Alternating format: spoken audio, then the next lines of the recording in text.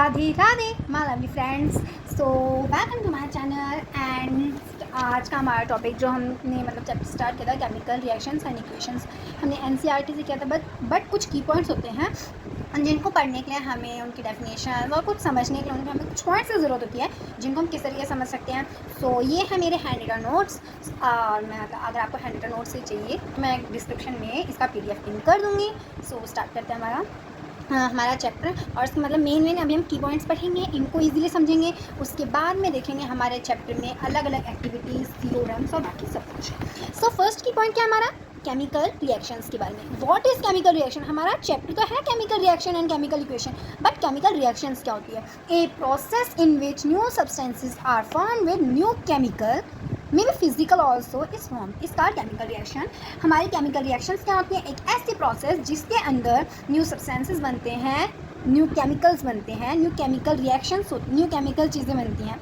कुछ chemical changes होते हैं, हाँ फिजिकल चेंजेस भी साथ साथ होते हैं, बट केमिकल रिएक्शन जब हम पढ़ रहे हैं तो उसमें केमिकल चेंजेस होना क्या है, बहुत ज़्यादा इंपॉर्टेंट है।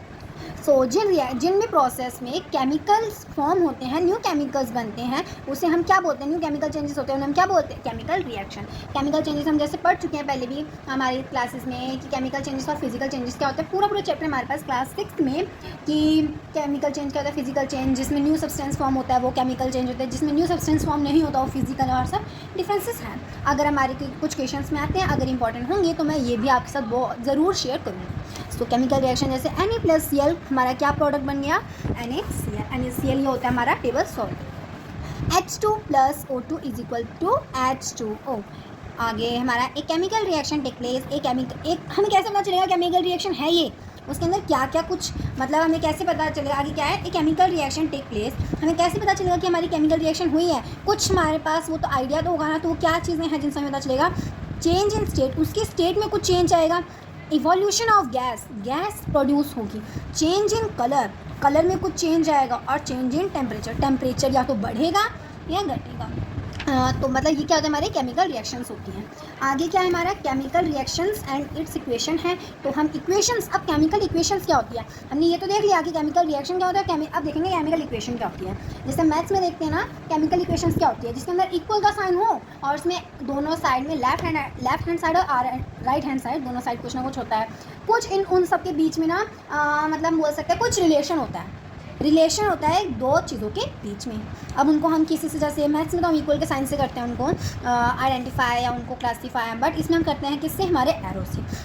सो हमारा क्या है, सबसे पहले केमिकल इक्वेशंस के क्या मेन कंपोनेंट्स होते हैं, क्या मेन कंपोनेंट्स हैं, वो होते हैं हमारे reactants chemical substance which reacts during chemical reaction are called reactants. Chemical reaction हो रही है तो पहले जैसे हम आटा गूंद रहे हैं, तो एक तरफ हमने आटा लिया है, एक पानी लिया है, इन दोनों के रिएक्शन इन दोनों को साथ में लेके आए ना, इन दोनों को एक दूसरे में मिला के हमने कुछ काम किया, तो क्या है हमारा रिएक्ट कौन दोनों चीज़ें करी हैं, एक आटा और एक पानी, तो क्या हो गए हमारे रिएक्टेंट्स। बाद में जो प्रोसेसिंग हुई उसका हम किससे नोट करते हैं, एरो से। बाद में हमारे राइट हैंड साइड में क्या लिखा जाता है, प्रोडक्ट्स लिखे जाते हैं।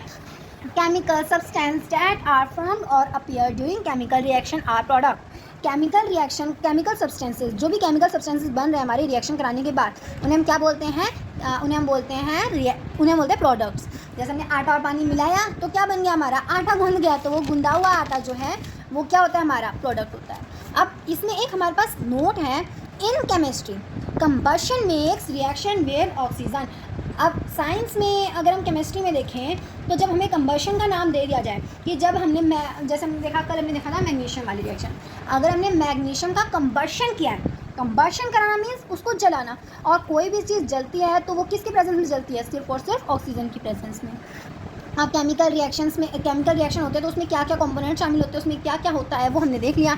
अब हम देखेंगे इसके अंदर कि केमिकल रिएक्शन की कुछ कैरेक्टरिस्टिक्स होती हैं कि ये केमिकल रिएक्शन है, हमें ये बात पता चल जाए।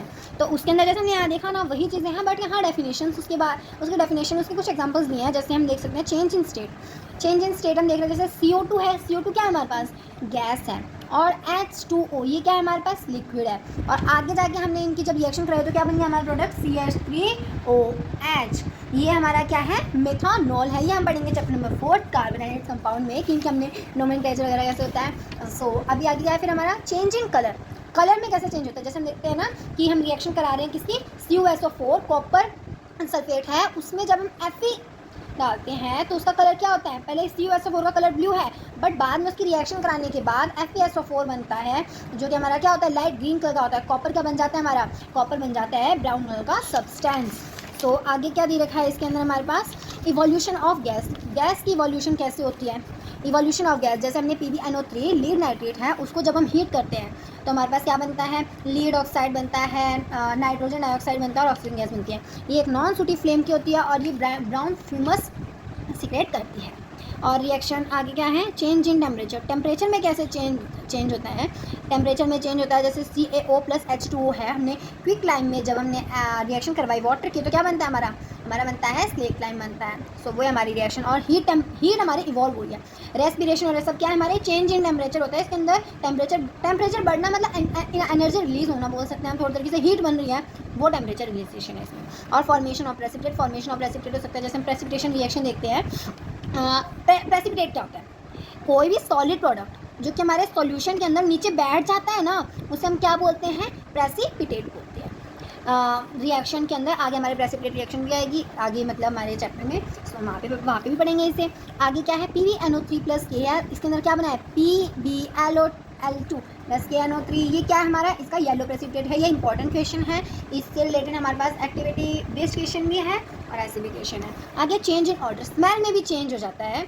आगे हमारे पास चेंज इन ऑर्डर, स्मेल में हमारे चेंज हो जाता है, जैसे FeS + H2SO4, FeSO4 + H2S बना है, मतलब इनकी स्मेल है ना, मतलब सड़ी हुए अंडे जैसी आती है FeSO4 की, तो मतलब FeSO4 या H2S की, तो वो मतलब बताया है इसके अंदर कि स्मेल में भी चेंज आता है, जिससे हमें पता चलता है केमिकल रिएक्शन है या नहीं है।